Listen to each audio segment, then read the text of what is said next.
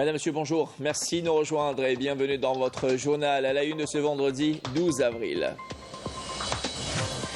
Pas moins de 29 Palestiniens sont tombés en martyrs et des dizaines d'autres ont été blessés aujourd'hui à Gaza dans une frappe aérienne de l'entité sioniste contre une résidence à Gaza. Et par ailleurs, l'hôpital El Jazairi à Khan Younes a été bombardé par l'occupant sioniste. Énième structure sanitaire détruite en ruine, enfonçant la situation de la santé publique déjà catastrophique. Que ce soit par tramway ou par bus, sans contrainte, les voyageurs à Ouargla ont pu se déplacer pour les visites de famille notamment. La permanence a été assurée sur différentes lignes permettant une circulation fluide des citoyens.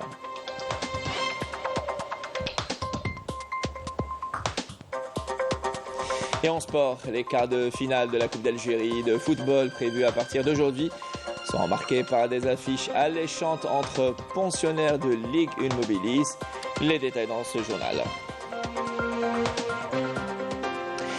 Merci de nous retrouver. C'était l'essentiel de l'actualité en titre. Tout d'abord, le ministre des Affaires étrangères de la communauté nationale à l'étranger, Ahmed Attaf, a reçu hier un appel téléphonique du ministre des Affaires étrangères du Royaume d'Arabie Saoudite, Son Altesse le prince Faisal Ben Farhan Al Saoud.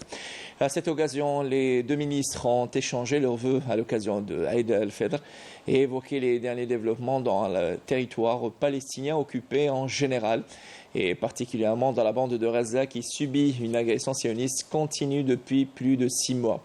Ils ont également saisi cette occasion pour échanger les vœux et coordonner en vue des échéances imminentes concernant la question palestinienne, notamment les efforts diplomatiques déployés pour permettre à l'État de Palestine d'obtenir la qualité de membre à part entière aux Nations Unies.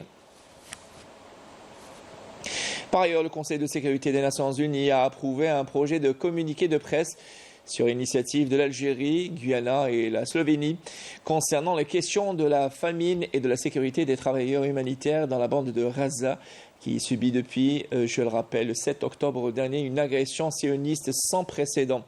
Les membres du Conseil de sécurité ont exprimé leur grande inquiétude suite aux frappes sionistes et ont tué, il y a 2 semaines, 7 membres de l'ONG World Central Kitchen. Cette attaque effroyable a porté le nombre d'employés humanitaires tués à Gaza à 224, soit plus de 3 fois le nombre d'employés humanitaires tués dans n'importe quel conflit répertorié en une année. Et au moins 29 Palestiniens sont tombés en martyrs et des dizaines d'autres ont été blessés aujourd'hui dans la région de Sidra, dans le quartier d'Ad-Darraj, au centre de la ville de Gaza, dans une frappe aérienne de l'entité sioniste contre un immeuble résidentiel à Gaza. Par ailleurs, l'hôpital El Jazairi à l'est de Khan Younes a été lui aussi cible des bombardements de l'armée sioniste. Énième structure sanitaire détruite, enfonçant la situation de la santé publique déjà catastrophique. Désormais, cet hôpital ne pourra plus accueillir ni de blessés ni de malades. Walid Yousfi. Voici ce qui reste de l'hôpital El Jazairi, à l'est de Khan Younes. Après le passage de l'armée sioniste, il ne reste plus rien de cette structure sanitaire qui désormais ne pourra plus accueillir de blessés ou de malades. Tous les services ont été détruits et plusieurs maisons sont tombées en ruine. Il ne reste plus rien, ni hôpital, ni habitation, ni arbre, ni rien. Tout est réduit en poussière à Abassan. Et même ailleurs, les maisons et les mosquées sont en ruine. Nos vies et celles de nos enfants sont détruites. Malgré cela, nous tenons le coup. Peu importe les circonstances, nous ne quitterons pas Abassan. Difficilement, notre envoyé spécial, Wissam Abou Zaïd, a pu fouler le sol de cette salle des urgences, ou du moins ce qu'il en reste. Elle est aujourd'hui complètement calcinée et hors service. وهنا نشبت العديد من الحرائق في أقسام المستشفى نتيجة الغارات الإسرائيلية والقذائف المدفعية. بالنسبة للمستشفى دمار ما هم مخلين فيها شيء وهي الوحيدة في المنطقة. Il ne reste plus rien de l'hôpital Jazairi. C'était le seul dans la région est de Khan Younes. L'armée sioniste a tout détruit sans aucune pitié. Je suis né dans cet hôpital il y a 20 ans. Aujourd'hui, il est complètement détruit. Il ne reste plus rien de cet hôpital. Comment allons-nous faire pour nous soigner maintenant? L'entité sioniste a tout détruit.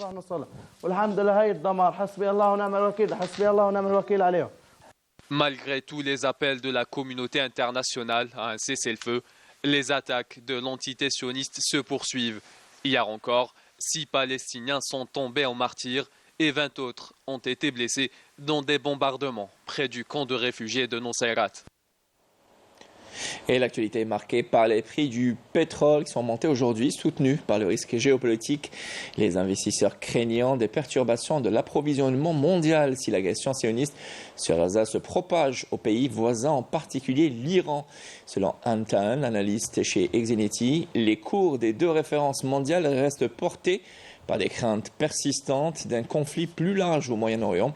En effet, les risques d'un débordement du conflit ont redoublé avec les menaces de l'Iran contre l'entité sioniste accusée d'une frappe qui a détruit le 1er avril son consulat à Damas, faisant, selon une ONG, 16 morts, parmi lesquels 7 membres des gardiens de la révolution, l'armée idéologique de l'Iran.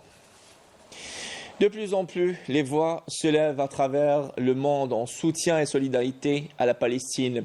Le projet appelle à un cessez-le-feu immédiat, à l'origine de témoignages bouleversants qui sont lus par des artistes qui ont eu le courage de briser la loi du silence imposée par les médias occidentaux afin de faire entendre la souffrance des Palestiniens. Walid Yousfi. L'ampleur. L'obscurité. Elle a 6 mois. Il y a eu des bombardements. Lancé en décembre dernier, ce projet appelle à un cessez-le-feu immédiat. Ces témoignages bouleversants sont lus par des artistes qui ont eu le courage de briser la loi du silence imposée par les médias occidentaux afin de faire entendre la souffrance des Palestiniens. Ils n'ont pas d'abri. L'actrice Manon Azem raconte les souffrances d'un jeune garçon de 13 ans, impuissant devant les pleurs de sa petite sœur affamée. Apportez-nous au moins du lait et des couches. Où dois-je les trouver? Quand nous dormons, lorsqu'ils entendent une détonation, ils se mettent à pleurer. Et il n'y a personne pour leur donner un sentiment de sécurité. Je l'ai reconnu à ses cheveux. L'actrice Maud Wheeler nous rapporte quant à elle le récit d'un enfant de 8 ans qui a perdu toute sa famille sur 3 générations. Je dors sur le sol et ma mère est morte. Elle est plus là et je pleure tous les soirs avant de m'endormir. Ils me l'ont enlevée. Ma sœur est morte sur le coup. Elle est morte sur place. Mon frère était à côté de moi, vivant. Ils l'ont tiré des décombres où il s'étouffait. Ils l'ont sorti, mais il était mort. Et je voudrais juste comprendre. Qu'est-ce que ma mère, ma sœur, mon frère et mon grand-père ont fait pour que vous les tuiez? Nous avons extrait des dizaines de cadavres.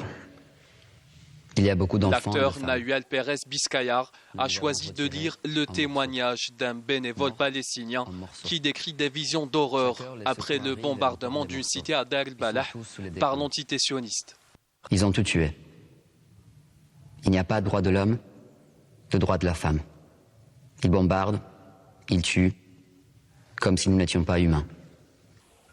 C'est une avalanche de souffrance. Lorraine Bastide, cette journaliste française, nous invite à écouter le témoignage d'un médecin qui dénonce l'effondrement du système de santé palestinien au vu et au su de la communauté internationale, alors que les raids sionistes se poursuivent. Ces bombardements visent les structures médicales, les ambulances, les églises, les mosquées, les écoles, les camps de réfugiés qui sont bondés, des camps de réfugiés. Ils font disparaître des familles entières en une seconde. Des familles sur plusieurs générations s'éteignent en une seconde. Nous avons organisé des séances de... L'actrice Rachida Brakni nous lit le témoignage d'un membre de Médecins sans frontières, bouleversé par les récits d'enfants palestiniens qui n'attendent plus rien de la vie. Ou un bras de l'autre côté. C'était tout simplement horrible. Existe-t-il une perspective de survie que vous pouvez proposer aux enfants qui ont tout perdu et qui ne savent pas où aller? Ils ne savent pas de quoi l'avenir sera fait. Il n'y a plus d'école. Ils ont perdu toute leur famille. Ils n'ont pas d'abri. Ils n'ont plus rien. Rien ne les soulagera. Rien ne pourra atténuer la souffrance si ce n'est un cessez-le-feu. Ce qui est sûr, l'histoire a toujours retenu les criminels et crimes de guerre. Retour chez nous, que ce soit par tramway ou par bus, sans contrainte, les voyageurs ont pu se déplacer pour les visites de famille notamment. La permanence a été assurée sur différentes lignes permettant une circulation plus fluide des citoyens. Alim Damis. Pour assurer le transport des citoyens pendant la fête de l'Aïd, les pouvoirs publics relevant de la wilaya de Ouargla ont mis les bouchées doubles à travers un programme spécial Aïd al-Fitr. Objectif, répondre aux besoins des habitants. Je voudrais remercier l'entreprise Setram pour la disponibilité des transports en ces jours de fête. Ça nous a vraiment facilité les déplacements. L'entreprise Setram de Ouargla a mobilisé tous les moyens humains et matériels pour assurer le transport des passagers. De leur côté, les Ouarglis ont exprimé leur satisfaction quant à la disponibilité des services de transport ainsi que les mesures prises afin de garantir leur déplacement. L'entreprise des transports urbains veille également à assurer le transport durant les jours de Eid al-Fitr.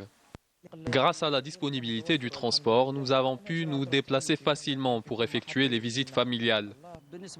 C'est une bonne initiative. Nous sommes soulagés de pouvoir nous déplacer aisément. Une initiative qui a permis aux voyageurs de se déplacer sans contrainte, que ce soit par tramway ou par bus, même pendant la fête de l'Aïd, à travers plusieurs lignes.